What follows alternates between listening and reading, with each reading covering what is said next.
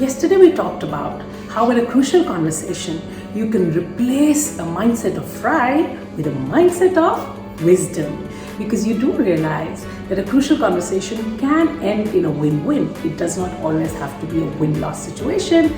It's a question of changing our perspective by asking ourselves the right questions. Today I'm going to talk to you about another phenomenon which we generally fall into the trap of while in a crucial conversation, and that is called making the fool's choice. What is making the fool's choice? It is believing that you have only two choices. You have to choose between keeping a friend or candour, or being honest. So if you're being honest, you will lose the friend. Now that's a fool's choice, because it's not necessary that it has to happen like that.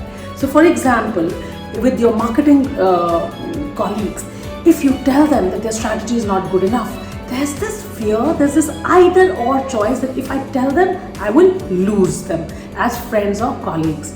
Well, you have to replace in your mind these either or statements into and statements, and ask yourself, how can I be 100% honest with my friends and yet be 100% respectful and 100% friendly?